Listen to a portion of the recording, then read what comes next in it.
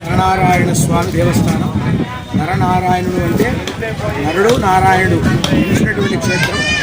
నరుడు అంటే అర్జునుడు, నారాయణుడు అంటే కృష్ణ పరమాత్ముడు.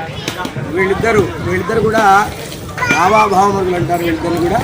వీళ్ళిద్దరు కూడా ఈ యొక్క దేవస్థానాన్ని ఇక్కడ మేము జీర్ణోద్ధారణ జరిపించి 40 సంవత్సరాల పూర్వంగా ప్రతిష్ఠ జరిగింది.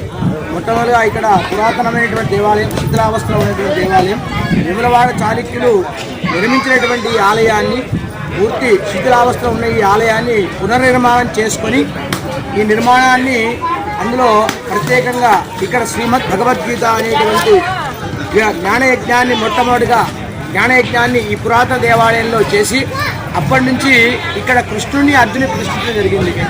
ఈ సంవత్సరానికి 40 సంవత్సరాలు పూర్తవుతూ మరి 41 సంవత్సరంలోకి అడుగుతున్నాము. మరి ఈ దేవస్థానంలో కృష్ణుడు అర్జునుడు అనేటువంటి నిలవైన ప్రదేశం. ఈ దేవాలయంలో ప్రతి సంవత్సరం మాఘ శుద్ధ చతుర్దశి, పౌర్ణిమ, భాగ్యం ఈ 3 రోజులు జాతరా మహోత్సవం జరుగుతుంది. మొదటి రోజు మహిళలచే కుంకుమార్చన కార్యక్రమం, రెండవ రోజు పౌర్ణమి రోజు, మాఘ పౌర్ణమి రోజు సంపూర్ణ గీతా అవనయజ్ఞము, 18 అధ్యాయాలు 700 శ్లోకాలతో గీతా జ్ఞానయజ్ఞం ఉంటుంది.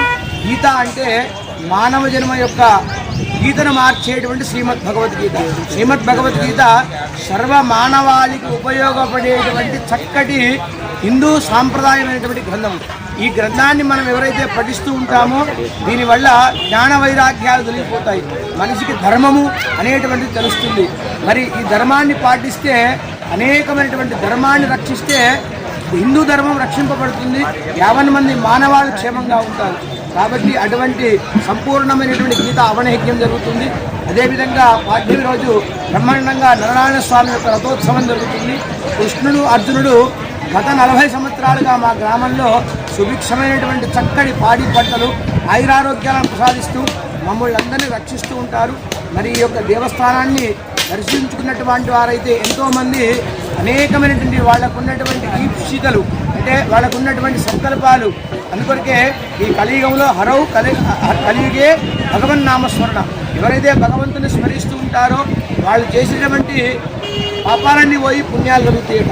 అప్పుడు మాత్రమే మన యొక్క మానవాళి యొక్క కోరికలు సిద్ధిస్తుంటాయట. అటువంటి భగవంతుడు నరనారాయణ స్వామి మా కలమడు గ్రామంలో మా అందరిని రక్షిస్తూ, మరియు అదేవిధంగా తెలంగాణ రాష్ట్రాన్ని మరియు మంచిర్యాల జిల్లా వాసులను, అదేవిధంగా జన్నారం మండల వాసులను, కలమడుగు వాసులను రక్షిస్తూ మరి దేవాలయాన్ని ప్రతి ఒక్కరు దర్శించుకోవాలి. ముఖ్యమైనటువంటి విషయం ఏమిటంటే ఇది మన భారతదేశంలో కృష్ణుడు అర్జునుడు నిలవైనటువంటి ఏకైక దేవాలయం, ఈ పురాతనమైనటువంటి దేవాలయం. ఈ దేవాలయంలో వేములవాడ చాళుక్యులు అంటే పాత దేవాలయం, ఇది పూర్తి శిథిలావస్థలో ఉన్న దేవాలయాన్ని పునర్నిర్మాణం చేసుకుని ఇందులో మేము కృష్ణార్జునుని ప్రతిష్ఠించడం జరిగింది. ఇక్కడికి గత 40 సంవత్సరాలుగా విశేషమైనటువంటి జాతరా కార్యక్రమం జరుగుతుంది. ప్రతినిత్యం ఈ 3 రోజులు వచ్చినటువంటి భక్తులందరూ కూడా చక్కటి సౌకర్యాలు ఏర్పాటు చేస్తూ, అన్న ప్రసాద కార్యక్రమాలు ఏర్పాటు చేస్తూ, మరియు ఆ నారాయణ స్వామి యొక్క సేవ చేస్తూ మేమందరం కూడా తరిస్తున్నాము.